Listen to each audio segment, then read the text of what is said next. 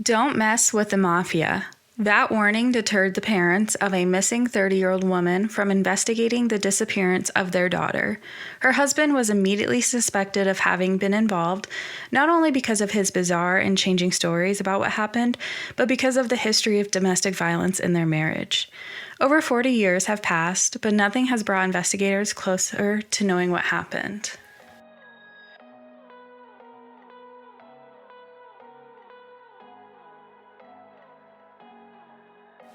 Welcome to Without a Trace. I'm your host, Jalen. Every file holds a mystery. Every story deserves to be heard. This is Denise's story. Denise Stark was born on April 4th, 1952. She was born and raised in Northwest Missouri, growing up with her sister and two brothers in a small community near Winston, Missouri. Denise had always been a talented singer and musician.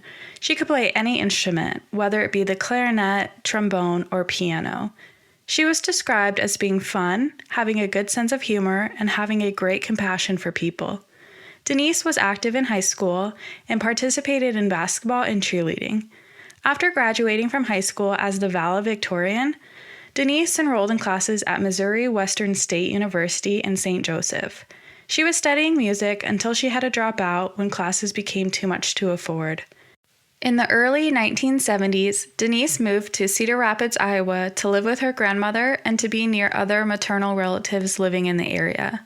It was here that she met David Fraley through musical pursuits. The two married in 1975 in Urbana, David's hometown. The couple had their daughter, Haley Jo, in 1979. Denise stayed home to take care of their daughter while David worked as a pest control technician.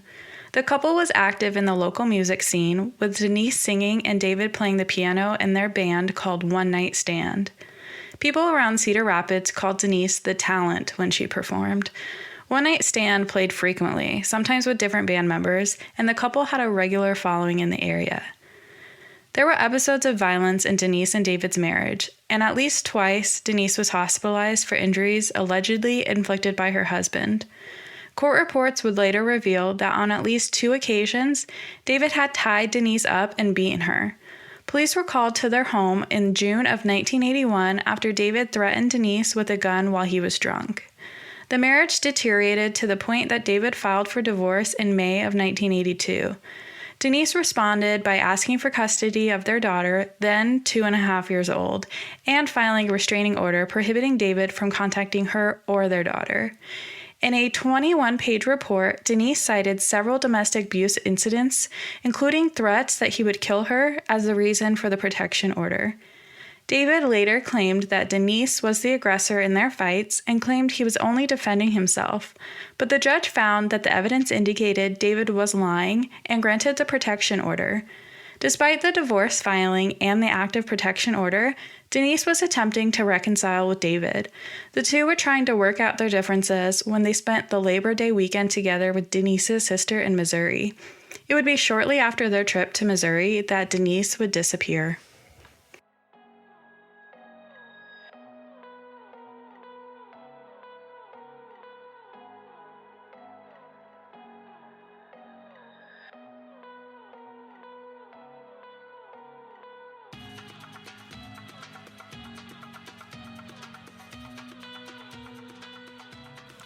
On September 11th, 1982, back home in Cedar Rapids, Iowa, Denise and David were playing at a private party that evening. After the party, David, Denise, and 2 friends were hanging out at the Fraley's house during the early morning hours of September 12th. The friends left around 4 a.m., and Denise was going to bed when they left. David had already gone to bed. About a month later, after having no contact with Denise for several weeks, her mother Nadine called hoping to talk to her daughter. Instead, David answered, and when Nadine asked to talk to Denise, he hung up. At this point, Nadine had no idea something was wrong, as David had never reported his wife missing. She then called the Cedar Rapids police, who sent an officer to the house to perform a welfare check. Nadine officially reported her daughter missing on October 18, 1982. Police searched the home and checked Denise's phone, bank, and employment records, but nothing was found that would provide any answers of what happened to Denise. Denise had money in her checking account that wasn't withdrawn, and she had a check someone had given her that was never cashed, making it seem like she didn't leave on her own accord. Authorities got no clear answers as to where she was. David just told officers she just took off. David gave conflicting accounts of when he last saw Denise, at the party or at their home after. He stated he had been drinking alcohol and possibly smoking marijuana that night, so his memory was confused as a result. He also had many stories about what happened to Denise. He told numerous people that she took her belongings and was gone when he woke on September 12th. He told other people she had run off to perform with different bands and that she was involved with narcotics traffickers. Denise and David were both known to abuse marijuana and cocaine. After Denise's disappearance, it was deemed that the couple had been drug couriers, but it's unclear if they were involved in trafficking. About a week after Denise was reported missing, David called her parents and told them that Denise had tried to run off with thousands of dollars of drug money and he had been kidnapped as a result. He said he'd been forced to take a lie detector test by people involved in the Mafia, and they were looking for Denise and the money. David also noted the Mafia would not be happy if the Starks came to Cedar Rapids snooping around. Several of Denise's relatives in her home state of Missouri received a note from David shortly after her disappearance. The note stated, "Denise Fraley, don't mess with the Mafia." David reiterated the story that she had run off with several thousands of dollars in drug money, which was not hers, and he was afraid the Mafia wanted to kill her. He stated the family shouldn't travel to Iowa as a result, and so Denise's family stayed away for 6 months after she was reported missing as a result of David's warning. However, in March of 1983, Denise's mother and sister no longer cared about upsetting the Mafia, and they started making frequent trips to Cedar Rapids. At this point, the investigation by Cedar Rapids police had stalled. Denise's family convinced police to reopen the investigation, even going as far as to hire their own private investigator. Denise's family also hired an attorney and entered the divorce proceeding to obtain custody of Denise and David's daughter, Haley Jo. While the custody issue was pending, Denise's family obtained temporary custody of Haley Jo for about 6 months. While Haley Jo was living with her aunt, she stated she had seen her mother weighed down by rocks and thrown in a river. Investigators are unsure if this story is true, as the girl was only a toddler when her mother disappeared. Additionally, Haley Jo wasn't in the home on September 11th and 12th, as she was with David's family in Urbana. Child development experts later interviewed Haley Jo and said her statement should be taken seriously, though they could not conclude whether she was speaking of something she had actually seen or if the story came from watching a movie. The police investigation stalled again, but not before detectives said they believed there was a 50-50 chance that Denise was murdered. The custody battle continued for several months. Included was a deposition by David that said Denise called him 2 days after the party and said she had been ripped off in a drug deal and told him to take care of Haley Jo. He said he hadn't seen her since.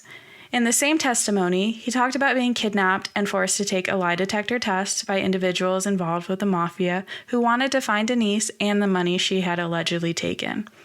But he also indicated he wasn't particularly interested in helping police find those individuals or in helping find Denise.